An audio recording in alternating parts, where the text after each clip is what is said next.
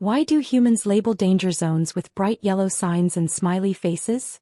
Sneered Commander Vree, moments before his translator shut down and his second-in-command vanished mid-sentence. The descent shuttle skimmed low over the dense forest, its anti-grav pads stirring the treetops as the crew of 5 Galactic scouts peered through the reinforced windows. Zone 17B stretched out beneath them like an emerald sea, peaceful and pristine. Earth's so-called hunter zones were marked across global military archives with vague warnings and redacted logs. To Vree and his unit, that only made them more intriguing.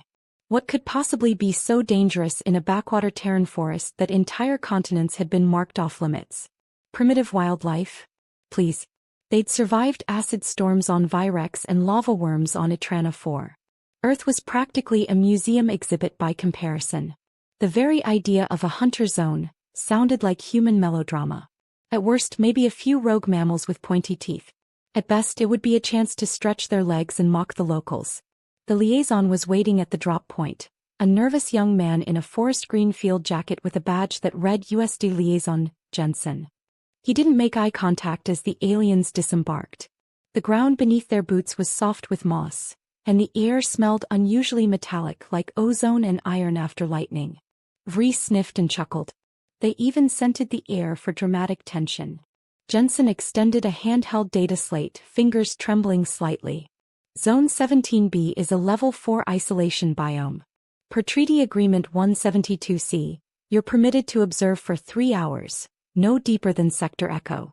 Return before 1800 hours. That's not a suggestion. Vree didn't even glance at the device. Tell me, human. Have any of your people ever survived a full night here? Jensen hesitated. Not completely. The crew burst out laughing. Specialist Creel mimicked a mock horror pose, waving his fingers. Ooh. Not completely. Does that mean they came back without their heads? Jensen didn't laugh. His eyes flicked to the treeline. Something moved just beyond the first ring of shadows. Not big.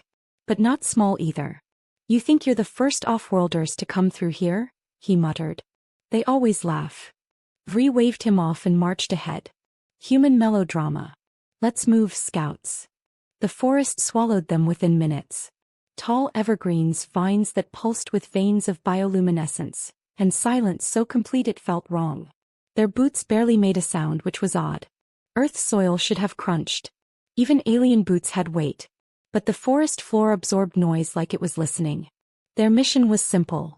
Map 3 kilometers inward, scan the flora and fauna, log anomalies and return before sunset. Vree led confidently, flanked by Creel and Mox. The rear was held by Nira and a small probe droid hovering just above the moss. The farther they walked, the less their tech seemed to work. The drone's signal bars dropped. HUD interfaces flickered. One by one, motion trackers began showing phantom heat signatures. Things that were there and then gone. Commander, I've got something on proximity scan, Mox said. 90 degrees northeast. Moving fast. Vree stopped, raised his pulse rifle and squinted into the underbrush. Animal. No. Too big. Too steady. Maybe a land vehicle. But wait. Now it's gone. They pressed on. Still no sign of humans, animals, or intelligent life. Unless you counted the vines that twitched ever so slightly when they passed. Creel reached out to touch one and yelped, jerking his hand back. A thin slice of blood dripped from a nearly invisible thorn. They've got smart plants. Adorable, he muttered, sucking on his finger. Maybe they should trademark this zone as a survival park. The sun began to tilt, light piercing through gaps in the trees like sharp daggers. Dappled golden patches flitted across their gear. Everything was quiet.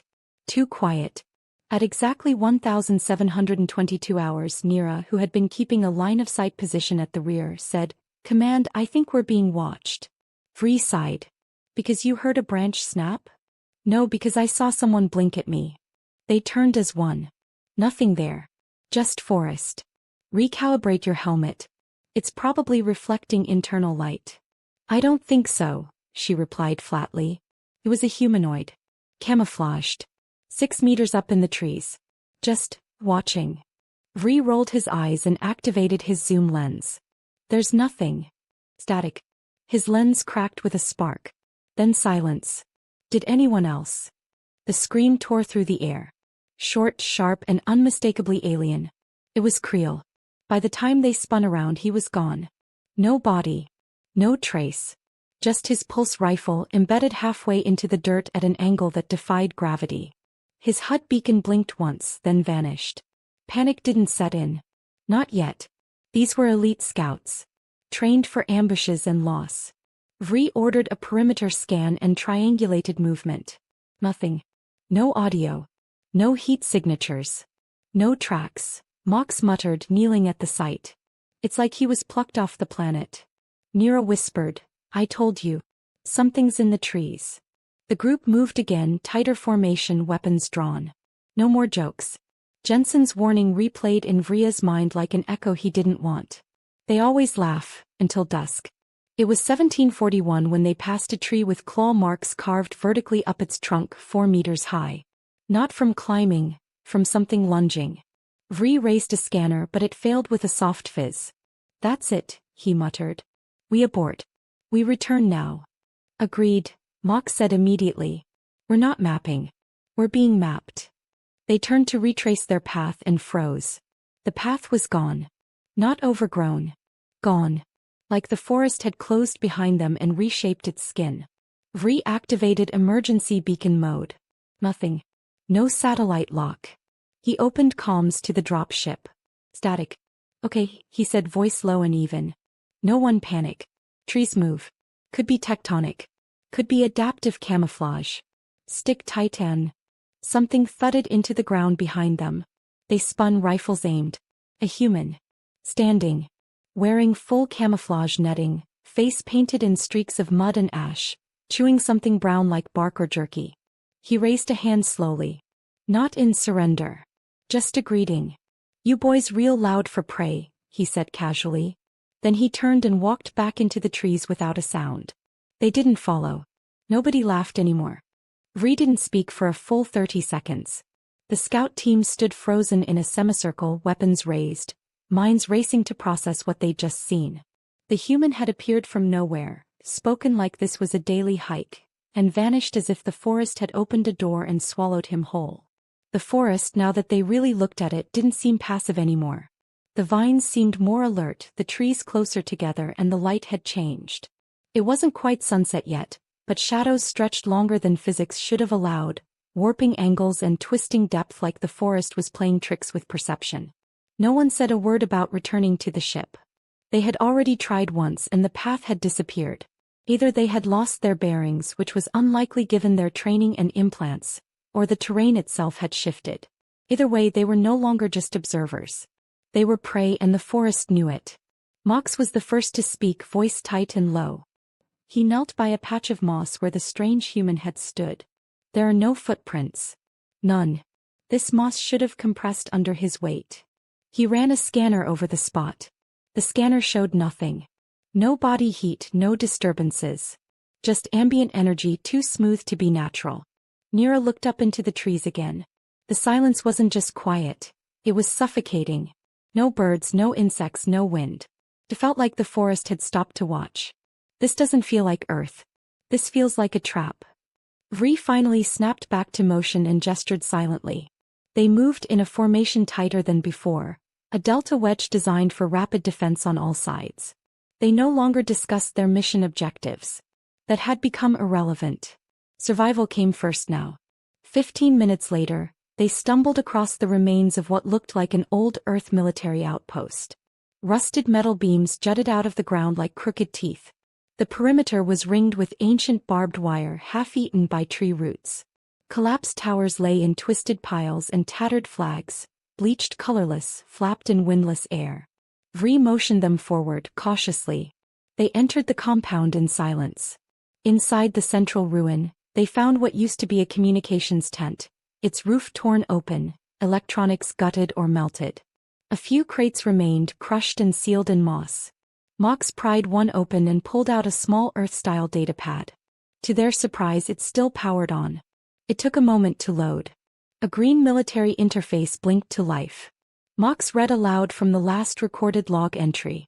Camp Genesis, Day 117. No extraction. Biome phase shifting is accelerating. All attempts to mark territory reset overnight.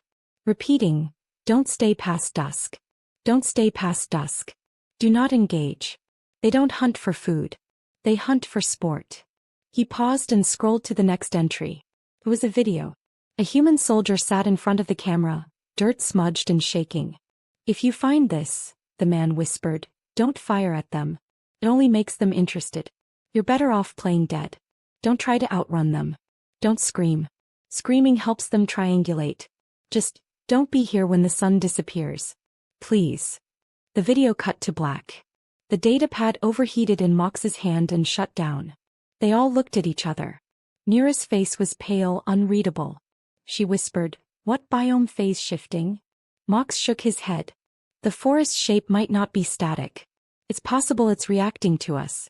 Changing orientation. Rotating. Maybe even evolving." Vri ground his jaw and looked at the ruined camp. There were claw marks across the metal, deep and jagged. One mark carved directly through a titanium beam. These weren't made by humans. Or even human-engineered weapons. They set up temporary defensive barriers using the last of their portable gear. A semicircle of autopulse cannons lined the open side of the camp while proximity mines were hidden among the roots outside.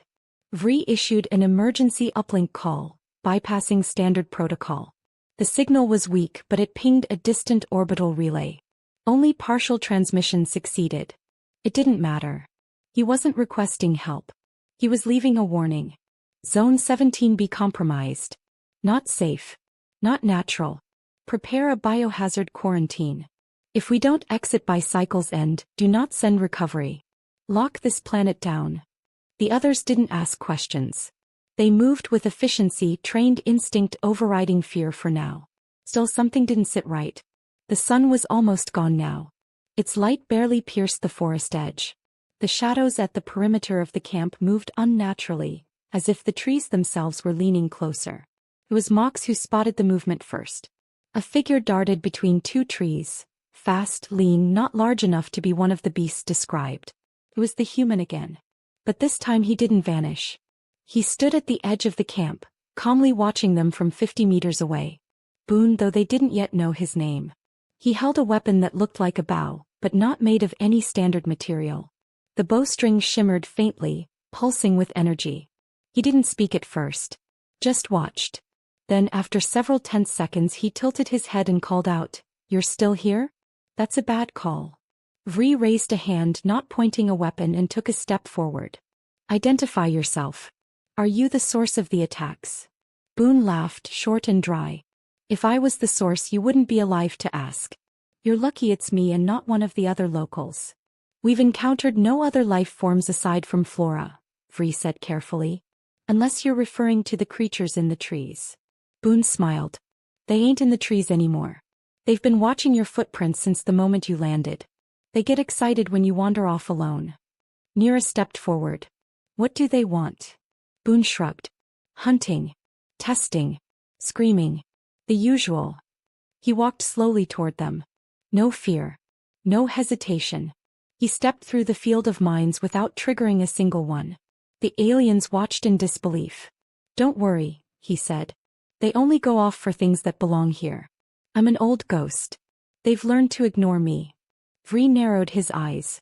"Why haven't you left? Why are you still here?" Boone looked up at the darkening sky.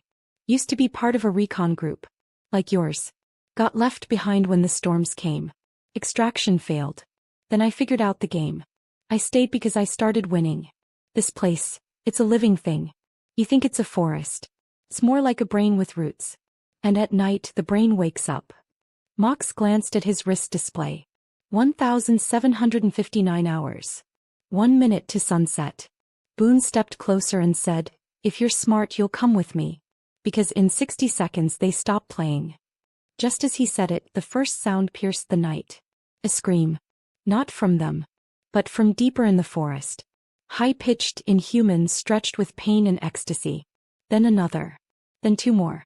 Like something was learning how to make the noise. Boone didn't flinch. He looked at the commander and simply said, "Told you. They scream at dusk." My pulse is steady, oxygen levels nominal, and I just dislocated a guard's knee with a clipboard, Are we still pretending I'm just the nurse? The words were barely a whisper, spoken calmly through clenched teeth as Alira adjusted her shackles in the darkness of her holding cell. On the surveillance screen, one of the Galactic Lords scoffed, unaware that the woman he had captured was currently dismantling the chair she was cuffed to with her bare hands. From the outside she looked like a tired humanitarian, scrubs slightly stained from a triage center, hair pulled back in a loose braid, a medical badge still clipped to her collar. But from the inside, from the eyes of someone trained to watch human vitals under pressure, Alira wasn't panicked. He was calculating. The capture had been too easy. That was the first red flag. The Lords had stormed the Vorta 7 medical outpost during a supposed diplomatic breach, issuing orders and disabling comms. Their prize had been the human medic tending to injured civilians. Her. She didn't resist. She didn't plead. She simply raised her hands, asked if anyone else needed antibiotics and waited for them to drag her off. Lord Vranek, the most pompous of the lot, declared it a victory. "We now possess Earth's humanitarian liaison," he boasted to his crew. "She will beg for peace on their behalf." That was the second red flag. Alira didn't beg. She triaged. She adapted. He survived. Now inside the sterile cold of the prison deck on the dreadnought Imperium's grasp, Alira was being watched by a wall of sensors and automated AIs, none of which recognized her as anything more than Prisoner 0442, civilian class, medical. It was almost offensive. She'd spent 9 years training in the deepest black cells of Earth's Shadow Ops division. Her hands had stitched wounds and ended lives with equal grace. Nightshade operatives weren't listed in databases. They didn't appear in metal records or memorials. They were written out of history so they could rewrite it from the shadows. And yet here she was, being lectured by an alien warlord about mercy. Vranek visited her cell personally, flanked by 2 heavily armed guards who seemed more for show than necessity. He sneered as the door hissed open. "You Earthlings and your healers," he began, pacing. "Always so moral. So fragile. We will send your government your broken body as a lesson. Perhaps then they will kneel." Alira looked up slowly. Her face remained still. A slight smile tugged at one corner of her mouth. "Kneeling isn't really our thing," she replied softly. "Bad for the knees." Vranek narrowed his eyes. "You're afraid? I can smell it. That might be the antiseptic." Her gaze moved lazily to the nearest camera in the ceiling. "Or maybe the mold in your vents. You might want to get that checked. Wouldn't want your lungs compromised before the real trouble starts." He stepped closer, lowering his voice. "You think this is a game, human?" Her eyes flicked up, cool and patient. "I think it's over and you just haven't read the last page." With a growl, Vranek turned and stormed out. The guards hesitated, one of them lingering just a half-second too long at the door. Alira noticed. His stride was off. Hip injury likely untreated. And the way he touched the back of his neck after the door shut? Nervous habit. That would be important later. Left alone again, she exhaled slowly and stretched out her fingers. The cuffs were reinforced alloy, standard issue, incapable of breaking through brute force. But brute force wasn't her method. She reached behind her ear, pulled loose a single blonde hair, and began feeding it carefully into the seam of her restraint. Most would have thought it a useless gesture. But most hadn't trained in micropressure mechanisms under the crust of Mercury's shadow stations. 5 tugs, 1 twist. The left cuff disengaged. In the Galactic control room, an officer noted the change in her vitals. Barely. Heart rate rose by 2 beats. Skin temperature cooled slightly. They attributed it to anxiety. That was their third mistake.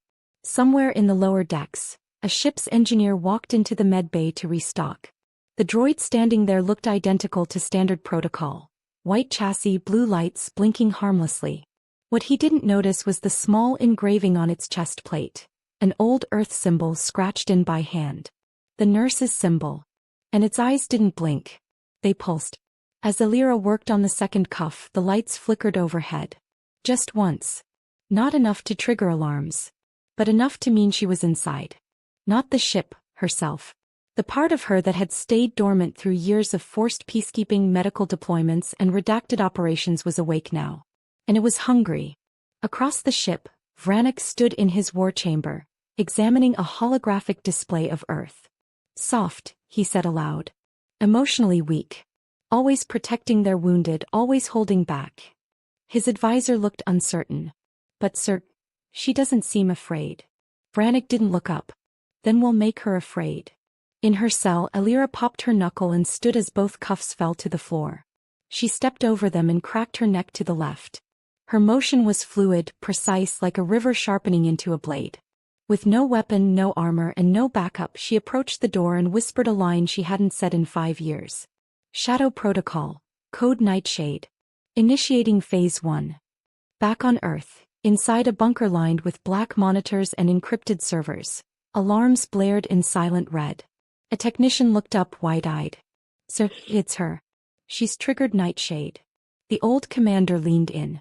We didn't deploy her. She deployed herself. He stared at the screen as her biometrics stabilized into surgical calm. Then someone up there just made a fatal misdiagnosis. And on the Imperium's grasp, Alira tilted her head at the camera. She knew they were watching. He counted on it. Then, in a move so mundane it was almost funny, she sat down cross-legged on the floor and began humming an Earth lullaby. The guards watching froze. One leaned toward the screen. What's she doing? The AI flagged the tune with a blinking red notification. Warning. Hum code match TO Earth military dissociation trigger. Operator classified. Too late. The camera feed cut to static. Alira stood up and vanished into the vent shaft behind her. The panel she had quietly unscrewed during her conversation with Brannick now left open like a surgical wound. The ship had a virus now. And it wore scrubs.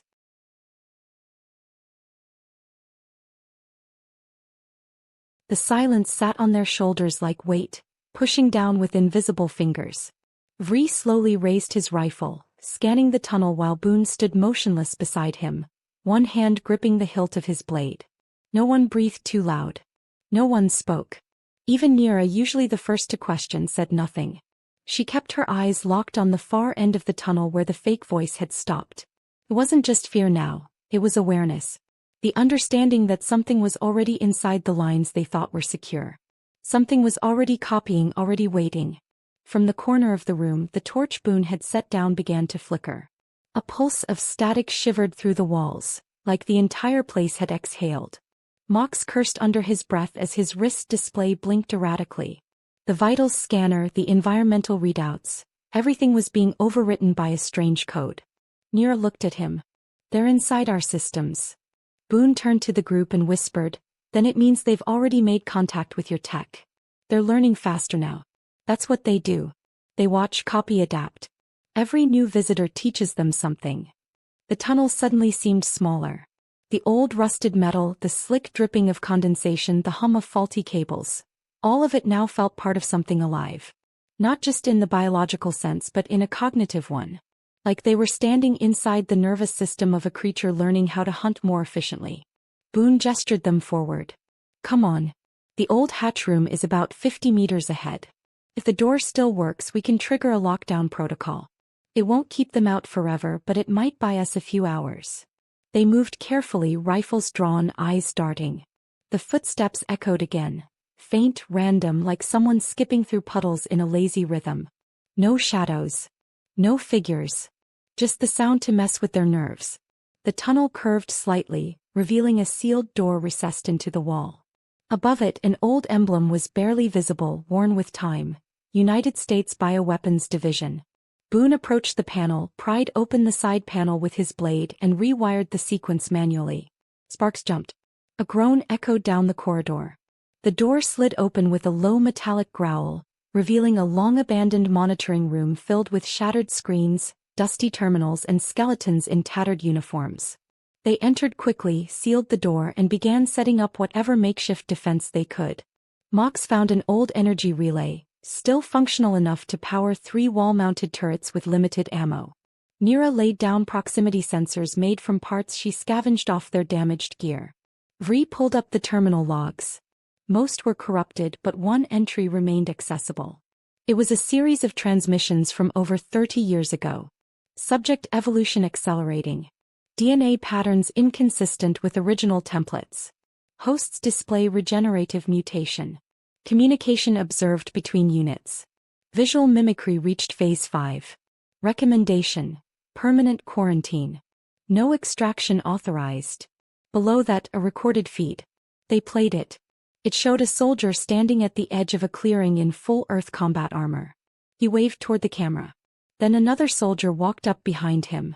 Identical armor. Identical face. The first man turned and stared at himself. The second one smiled, impossibly wide. The feed cut to static. Boone leaned in and said, "That's the last known footage from this sector." After that, no one tried retrieval again. They sat in grim silence, processing it. Boone leaned against a wall and finally looked directly at Vree. "You're not going to make it back up the way you came. Whatever extraction plan you had, it's been compromised. They don't just copy form. They copy behavior. If your beacon sent anything out before it was corrupted, they'll be expecting more of you. Maybe even speaking your language." Vree nodded slowly. "We need to finish this. Burn the zone. Sterilize it." Boone shook his head. "Won't work. Fire only slows them. The soil remembers. The roots carry memory. You'd need to erase the entire zone. Earth, sky, undergrowth, everything. Even then you wouldn't be sure. That's why I never left. Better to hunt them here than let them out." Mox stood up suddenly, looking at the door. "Something's moving again." The turrets began to whine softly as their sensors activated. A proximity alert flashed red on the wall panel. 30 meters. Then 20. Then 10. Nothing appeared. Then came the knock. Not a bang, not claws. Just a knock. 3 soft raps on the metal. Like a guest at the door. Boone stepped closer, blade in hand. "That's not their usual trick." A voice followed. "Commander Vree. Sneera. Let me in. Please. They took me. But I got away." Everyone turned to Nira. She was right there in the room, pale and shaking. The voice outside was her. Perfectly matched. Boone whispered, "Don't say anything. Don't give it information. They can smell truth." The voice persisted. "I know you're in there. Mox. Boone. Let me in. Don't leave me out here." Vree stayed frozen, gun aimed at the door. Mox clenched his fists. "Make it stop." But Boone didn't. He stepped closer, pressed his ear to the door. "That's not it mimicking. That's it remembering. One of you spoke too loud. Maybe about family. Maybe a story. Doesn't matter. It got in. And now it knows how to speak like you think." Suddenly the power cut. The torches died. The turrets went silent. Darkness swallowed the room in a blink. Nira screamed, not out of fear but rage. "I had them mapped. I had them. I was scanning the roots." The floor cracked. Something hit the wall. Sparks flew. Boone activated a flare. In its red light, something stood at the far end of the room. It looked like Creel. Or a version of him. His eyes were too wide. The smile never moved. His hands were too long, the arms slightly bent the wrong way. It didn't breathe. It just waited.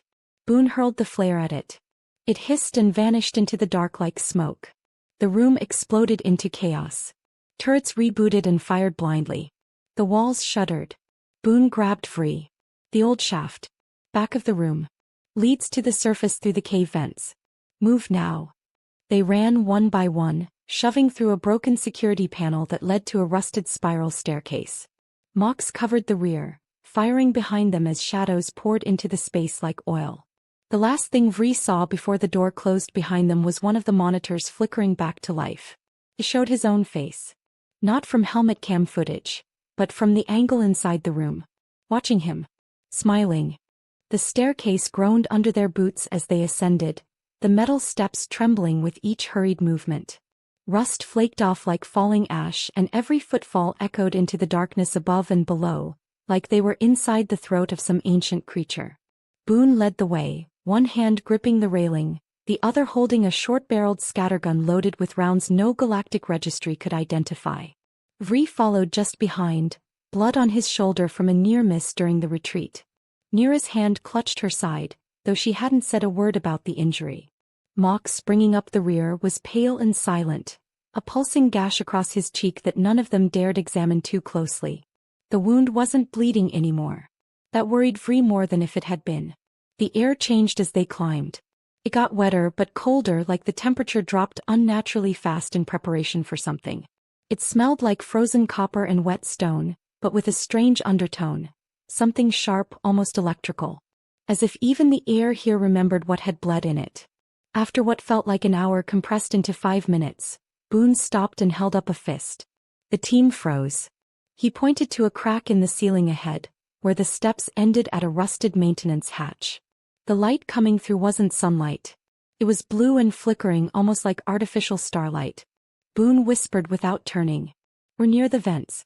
It's open ground up there. It breathes. They know it's a bottleneck, so we'll have maybe 2 minutes before they swarm the ridge." Vree asked the question none of them wanted to voice. "What are we walking into?" Boone looked over his shoulder and smiled without humor. "Last stand probably. But a good one. This is where I wanted to die anyway." The hatch groaned as Boone forced it open. Daylight, or something like it, greeted them. The surface wasn't what they remembered. This wasn't the forest they'd entered. The terrain had mutated, stretched. Trees twisted like bones from a burial pit, bark blackened and cracked. The sky above was wrong. Patches of clouds drifted by too fast, like they were being dragged across a glass dome. No wind touched them. No animals stirred. The zone had changed its skin again, evolving based on their presence. The open ridge was wide and jagged, layered in ash and soil. Strange symbols had been etched into the ground with perfect symmetry, not by human hands.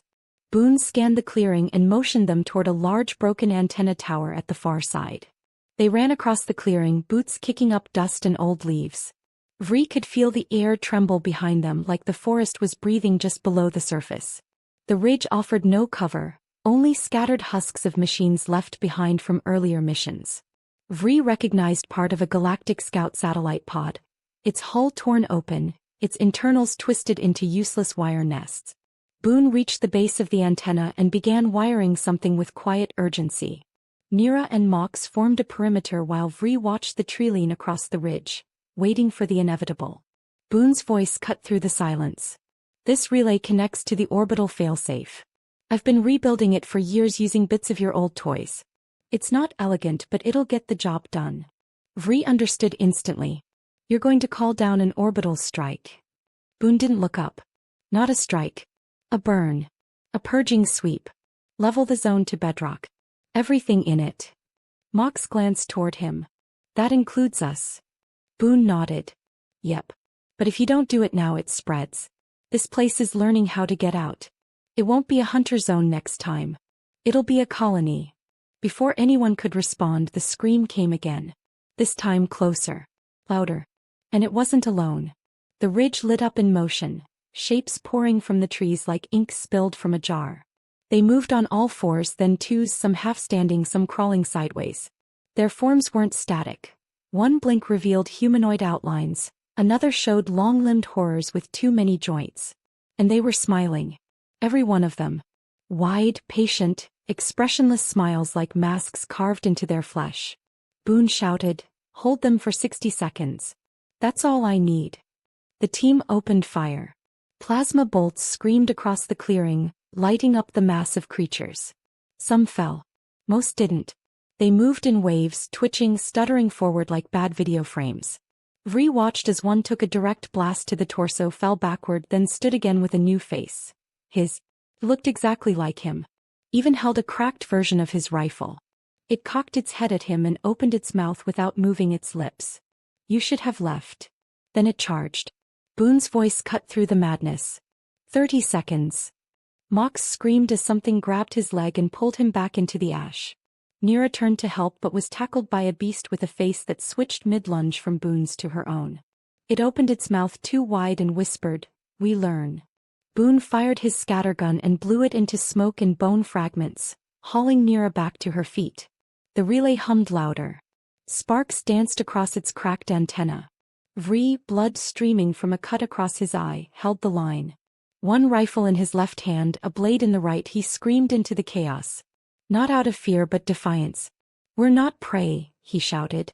The thing stopped. Only for a second. Then they all screamed at once. Not in pain. Not in rage. But in what sounded like laughter. Mocking, echoing, endless laughter in hundreds of voices. His, Boone's, Nira's, Mox's, Creel's, even Jensen's from the landing zone. Boone yelled, "Tau!" and slammed the trigger. A pulse shot from the relay up into the sky. For one instant everything froze. The creatures halted, heads twitching toward the light. Then a roar fell from above like the voice of a god. Fire laced the sky. The first shockwave shattered trees into ash. The second peeled the ridge like a scab. Everything went white. Vree felt heat, pain, a sound deeper than hearing, then nothing. Silence returned, this time real. Pling. Pog. Hours later, in orbit, a galactic response crew locked down the coordinates of Zone 17B. Scans showed nothing but glassed earth, charred roots and melted stone. No life signs. No structures. No movement. Just one signal repeating on a loop. Boone's voice. Don't mourn us. Just remember. The zone learns.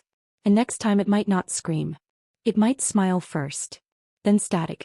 A new designation appeared on the planetary registry. Zone 17B, sealed. No access. Status. Extermination complete. Probability of reinfection. Unknown. Clearance level, red. Summary. Earth's hunter zones are not for training. They are warnings in disguise. Warnings written in blood, buried under trees that remember everything.